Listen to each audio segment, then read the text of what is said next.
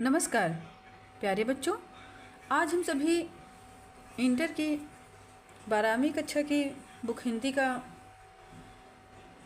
एक भाग संस्कृत का वाचन करेंगे और उसका हिंदी अनुवाद करेंगे।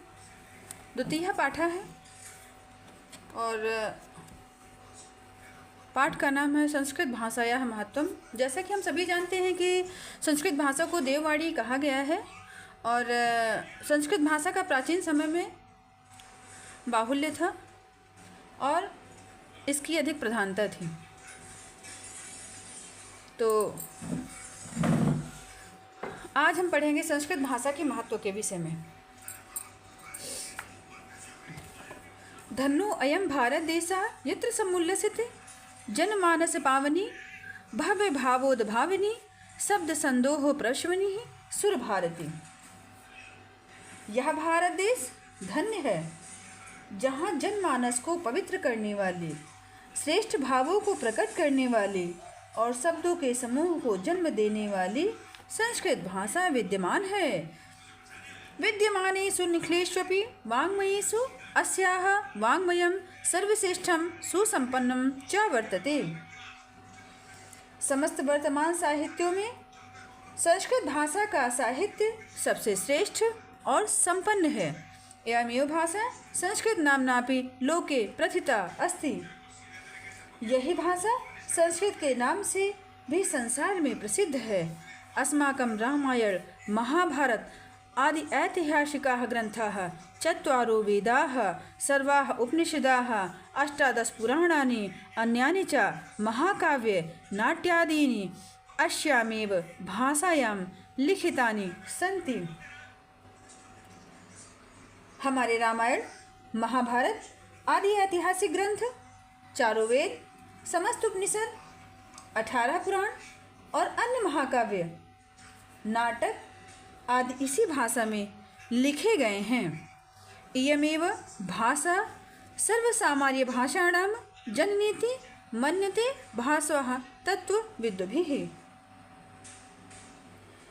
यही भाषा समस्त आर्य भाषाओं की जननी है, ऐसा तत्व विशारद विद्वान लोग मानते हैं।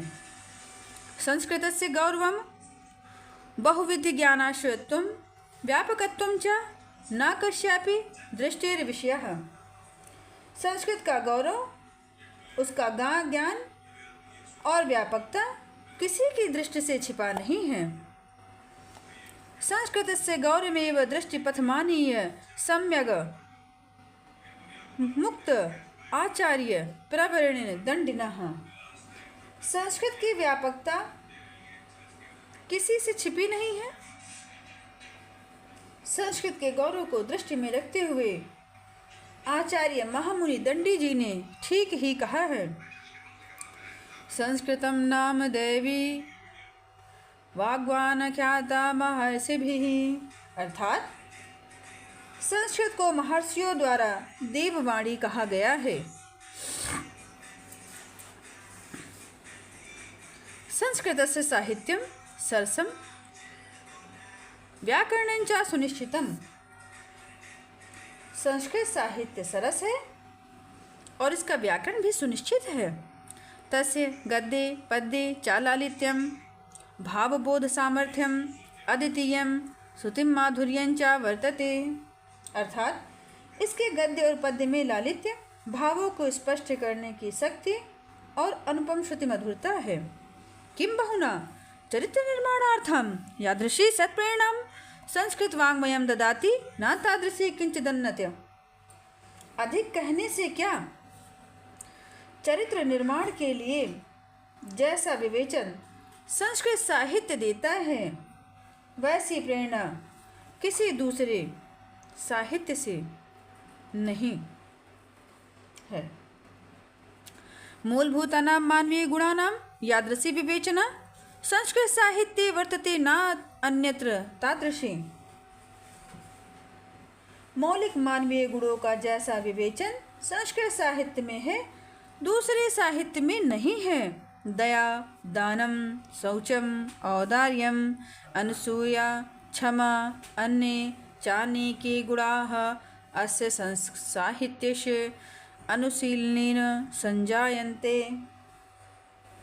दया, दान, पवित्रता, उदारता, निंदा ना करना, क्षमा और अन्य दूसरे अनेक गुण इस साहित्य के अनुशीलन से उत्पन्न होते हैं। संस्कृत साहित्यस्य आदिकवि वाल्मीकिः, महर्षि व्यासः, कविकुलगुरुः कालिदासः, अन्ये च भासभारवी भवभूत्यादयोः महाकवयः स्वकीयैः ग्रन्थरत्नैः अद्यापि पाठकानां हृदि विराजन्ते।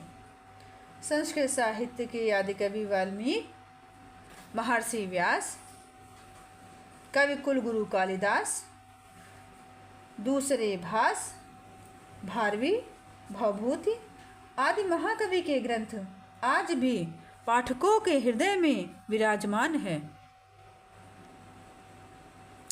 इयं भाषा अस्माभिः मातृसमं सम्माननीया वंदनीया च।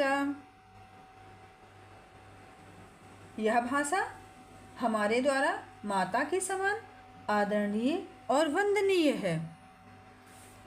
यतो भारत मातुः स्वातंत्र्यं गौरवम् अखंडत्वं सांस्कृतिकम् एकमत्वं च संस्कृतेनैव सुरक्षितं शक्यन्ते। यह संस्कृत भाषा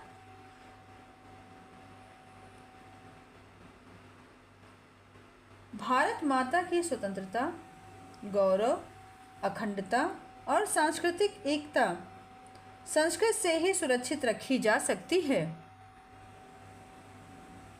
इयं संस्कृत भाषा सर्वासु भाषासु प्राचीनतमा श्रेष्ठा चास्ति।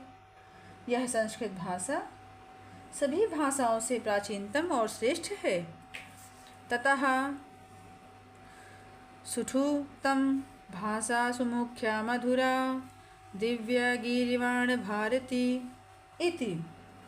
इसलिए ठीक ही कहा गया है कि समस्त भाषा कि संस्कृत भाषा सब भाषाओं का मुख्य, मधुर और दिव्य है। तो प्यारे बच्चों, आप बताइए कि आपको सबसे अच्छी भाषा कौन सी लगती है। धन्यवाद।